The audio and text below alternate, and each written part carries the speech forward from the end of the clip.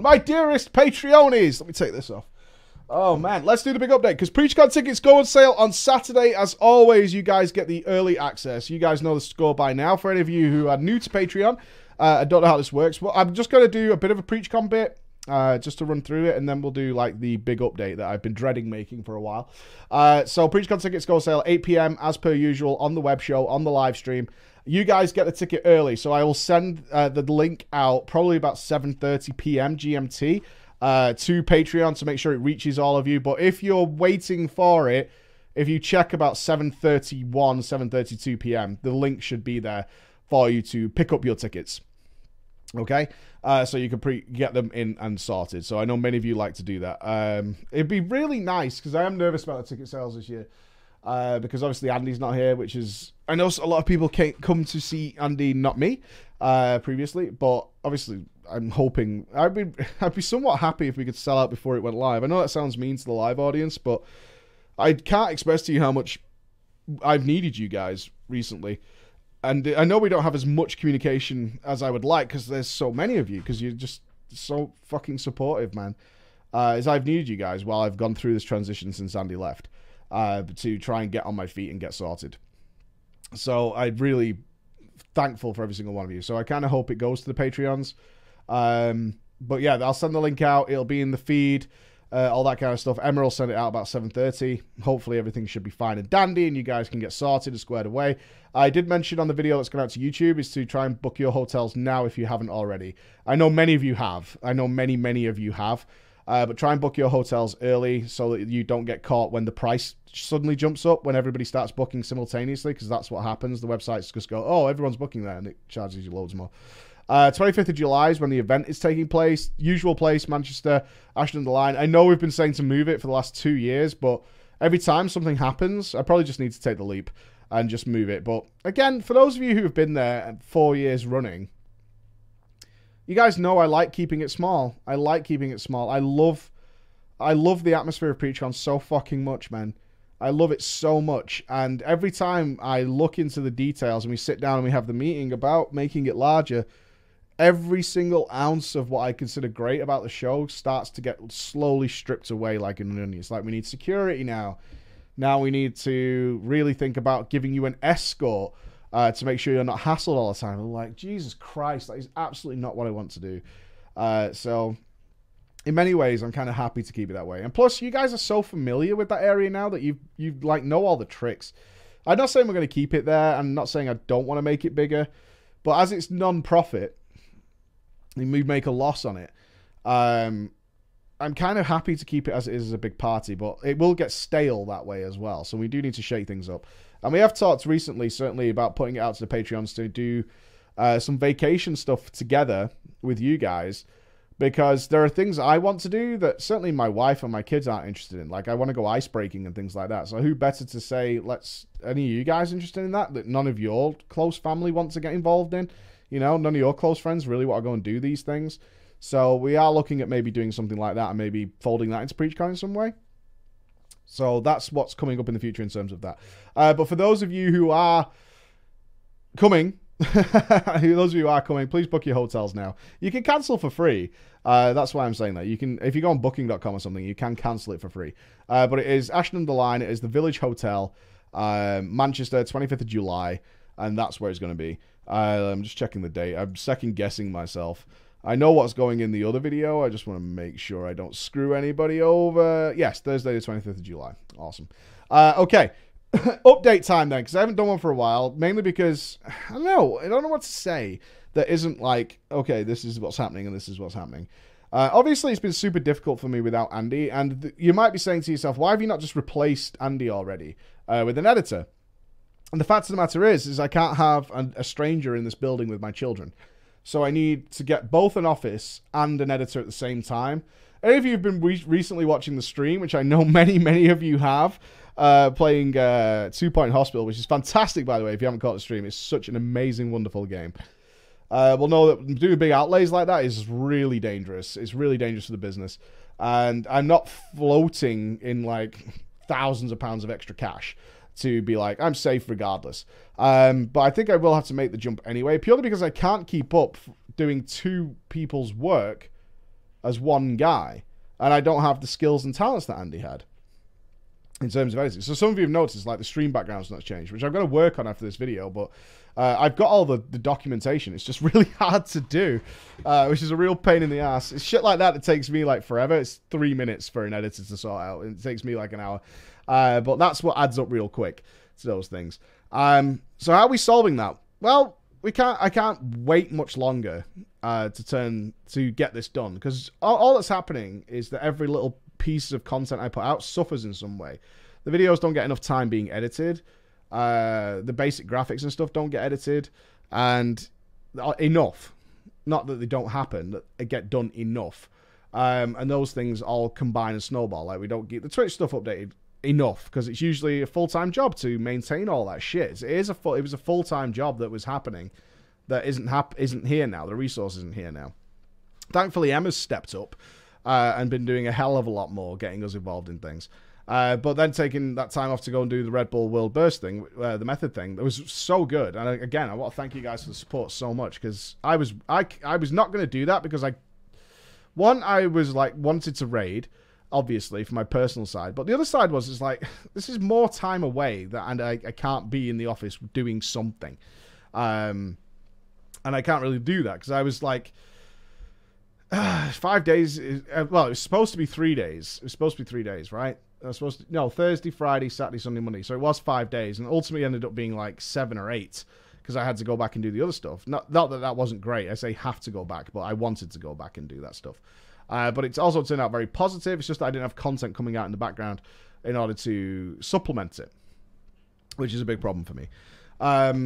And I feel a little creatively stifled right now. There's a lot of times that I'm finishing the stream or something like that, and I'm like, I really want to get balls deep into this topic and make this really fun. And there's just simply no time for it. I'm making a video right now. I'm making the Legacy. Don't worry, the Legacy is coming. And I know I keep saying that, but it is coming. Like, it's underway. I'm editing it for every opportunity I get to do that, but also keeping up with everything else. It's just, like, exhausting. But, like, I'm doing a video on the personal loot guys, because the clip came out. I don't know if you guys saw this. The clip came out of the guy being kicked because he didn't understand loot trading in a guild, and he got kicked out. And I thought there's a really funny video here of a war going on and all this kind of stuff between the two faces. And I want to sit down and I want to bash that out and edit it properly, because it's a video that should have a lot of fun aspects to it. And it's like, just find the time. So I think going forward, what will have to happen, at least for now, to make this work, is I'll probably have to take Friday off from streaming as a standard. Because, again, the stream was supposed to be 50-50 between two of us. I have days where I can just work on YouTube stuff and maybe produce a lot of content while Andy's streaming.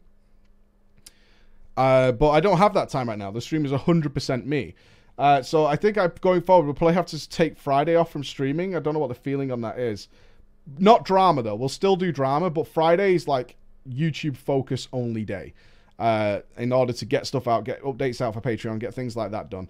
That's the thing that makes sense to me right now, because obviously this is the thing, before we moved to a 2-person team, I didn't stream at all. I had stream week. I would have 1 week in a month where I would stream. And now that's like 4 weeks. But it's not like the other work has stopped, right? The other stuff has stopped. That's not the case. So I need to do that. So as you can tell, I'm putting in a lot of hours. I haven't been able to clear this cough since I did the world first thing, but I'm working on it. I've got my Benylin and stuff. I'll get there. So this is why I didn't want to do an update, man, because it's so fucking sorrowful, like a right bitch. Other than that, the kids and family are fine.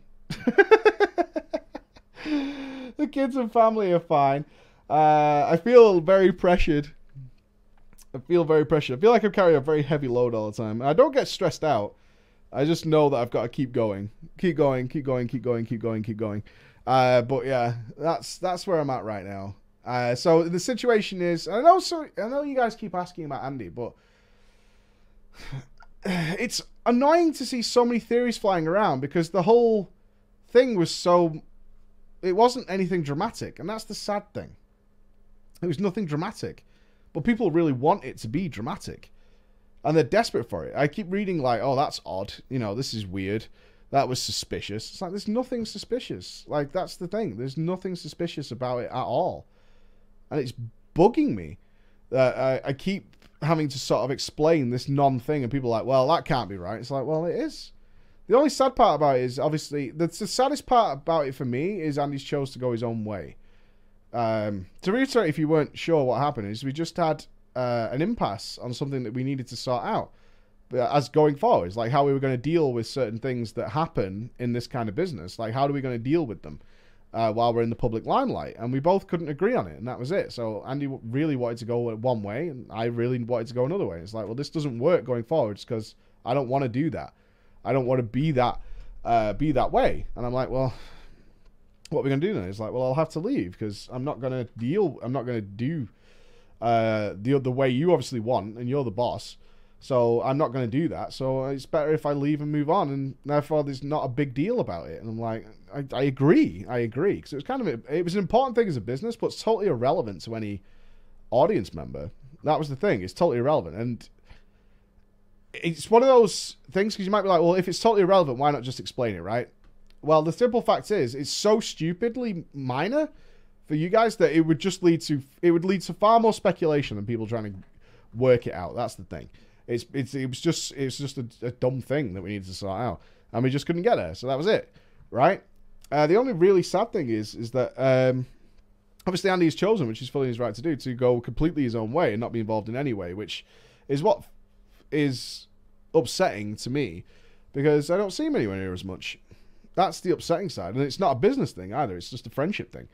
We don't deal with each other as anywhere near as much anymore. That's more of a bummer. And when people keep asking me about it, that's what pisses me off the most. Because it's like, yeah, I fucking miss that so much. Like, you've no idea. Yeah, I miss seeing my best friend every fucking day of the week. Stop reminding me, man. Stop fucking reminding me and asking me to explain it. Oh, my God. Sounds a bit fucking petty, I suppose, but it's true. Like, you know, it's your best friend of 20 years that you ended up working together with, and you don't really see him anymore. Everyone, you know, the divergence has happened, going one way or the other, which is the big bummer about it. But it is that. That's all it is. There is that situation.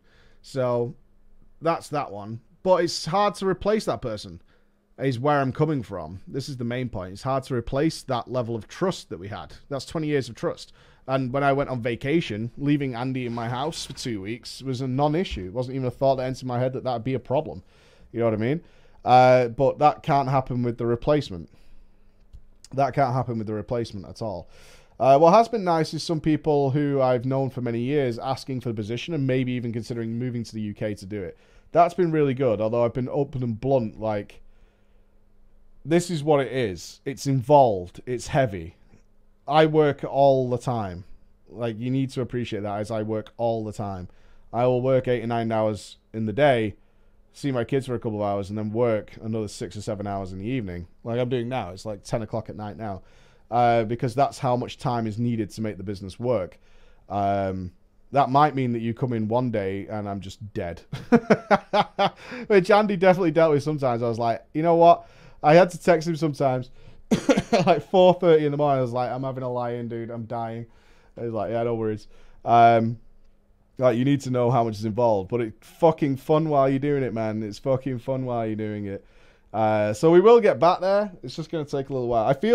I guess what I'm saying is, I sound really sorry for myself, don't I? But I do feel like we've taken a big step back, because obviously I was leaning on that trust element, which I thought we would have pretty much forever, as long as the business kept going. And now I'm in a position where I have to trust a stranger, essentially, and also officially move the business onwards. And the easiest solution is not to do that and just go solo and focus on one thing. So as I said, it's each element of the business, which is either the stream or YouTube or Patreon or uploading drama time to SoundCloud, all these kind of things, which are all elements which have diminished in some way. And I can't do it on my own. And it's like, I love all of those things. I love all those things. Movie reviews, TV reviews, game reviews. I love doing all those things. But each of them takes a time period that I just don't have right now. And it's like, it sucks. It sucks. Well, I can't say Baited is coming back, though. Emma's got us booked in for Baited. It'll be Mostly me. Mostly me. And because I think I want to be the only one on camera for a while. Certainly for the next little while, I'll be the only one on camera. Even if someone is editing in the background, I'll be the only one on camera because it's so bruising, as we've seen with Andy's departure. It's so bruising when an on-camera personality disappears, because we have a very close relationship with many of you. We really do. We have a very close relationship. And you see us more than our family does, which sounds really weird in that context, but it makes sense because of the nature of the business. Is you see us and talk to us more than our family does, more than our wives do, more than my kids see me. So we're very close on a day-to-day basis with many, many of you. And when that disappears, it's not just like me who's lost a friend, me going, woe is me, I've lost a friend, that I see every day. You guys have too. You guys have too. And that fucking sucks, man. That really fucking sucks, and it hurts. And so I think for at least a little while, until we grow to a point where it's just not possible. Because obviously I can't do this till I'm like 50 years old, man. That's not going to work. That's not a career. There's no way that's going to work. Is ultimately I will have to relent on that. But for now, while we all go through this healing process, is that we don't do that. So there's my update.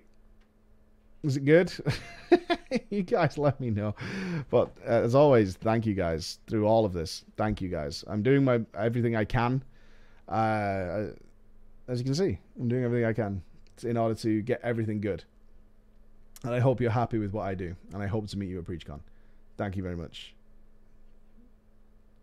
Bye. I don't know what that smile was.